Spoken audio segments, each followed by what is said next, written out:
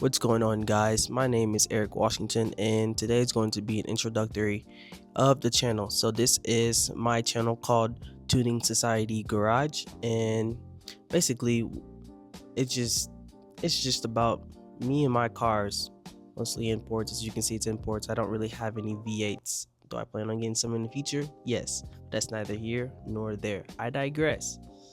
The reason why I started this channel is because I wanted to just vlog and video record everything that goes on within my life dealing with cars, specifically cars. This is only cars channel only. As for my first car in my inventory, I have a 92 Honda Civic hatchback. It's an okay car. Honestly, I prefer the EK Coupe, but your boy was desperate to get a Honda, so that's what I did. I got a Honda. And as soon as I got it, I K-swapped it. Yes, I have a K24 inside of it, completely stock, with a Type S oil pump.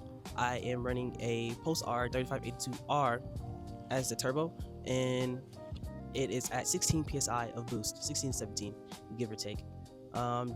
This setup has lasted me almost a year, so I say it's been pretty good for me. The transmission I am running is a Z3 transmission from an 8 Gen SI. It is a 6-speed. Now I have shredded 4th gear.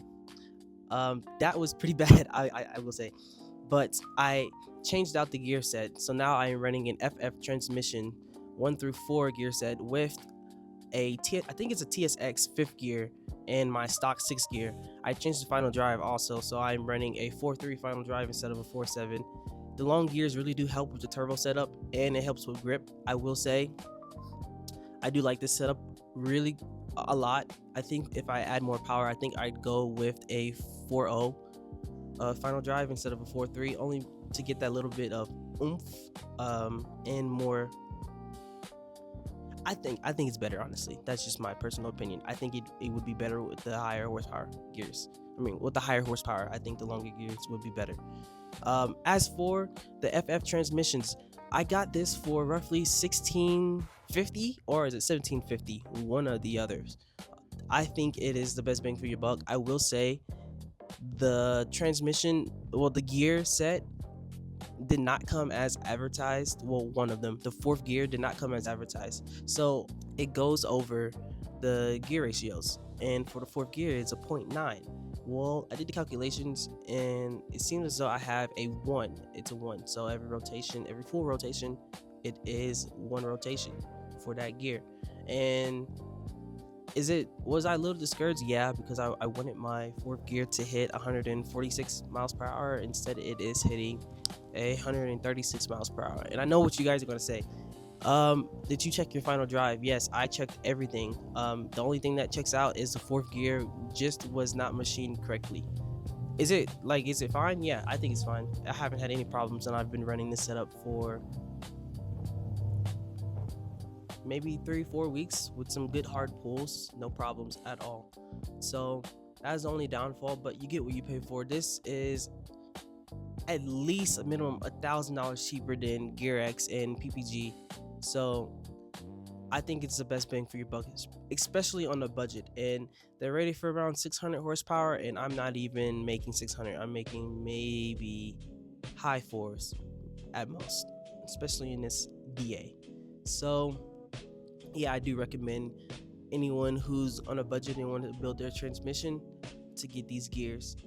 Now, going over to the intercooler piping and the exhaust manifold, I am running it is an intercooler piping for an 8 Gen SI. I threw it on here because prior to me owning this hatchback, I owned a white 8 Gen SI.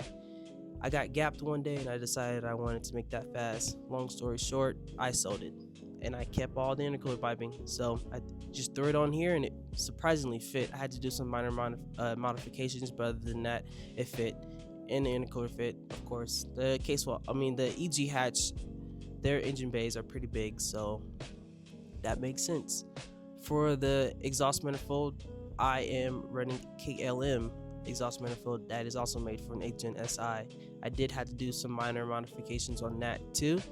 It was hitting the brake booster, so I removed the brake booster.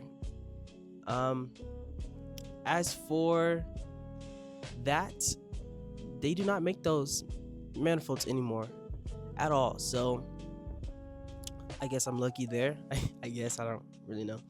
I'm running a 60 millimeter towel wastegate.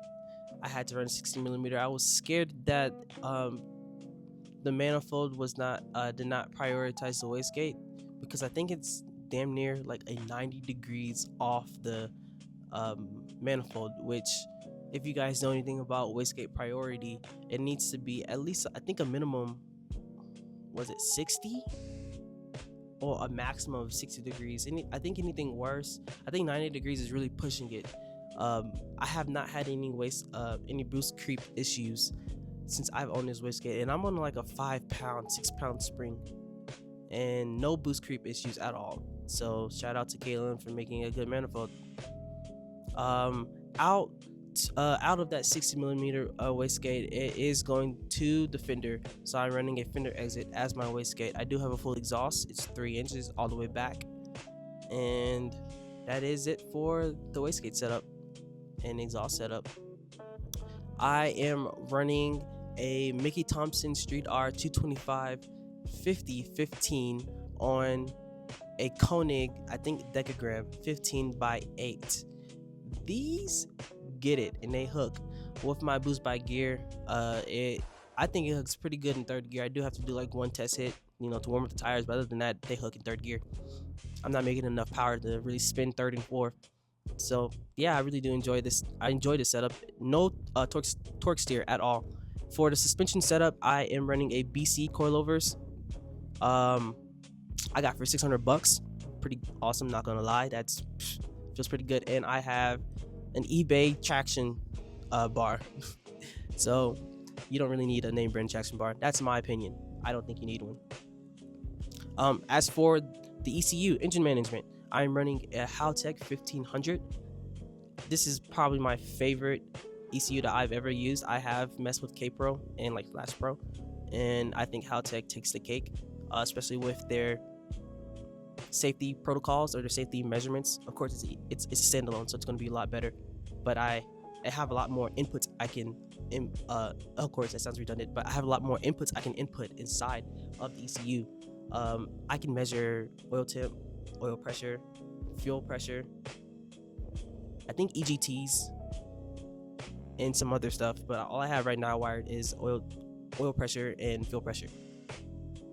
I have a IC7 dash that is CAN based. It's also Haltech, so that is paired with my ECU, so I'm able to see everything going on one screen, so I have no gauges at all. And that is basically it for this car. It's pretty basic. I'm not going to say how much money I put inside of it because I stopped counting. I don't think I put that much, but we're not going to go into that. Maybe another video I'd go into everything that I put inside the car. But yeah.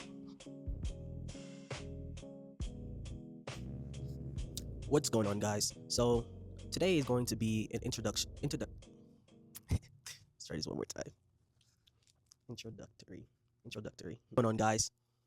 going on, guys? Today is going to be an introductory of the channel. So my name is Eric Washington, and this is Tuning Garage Society.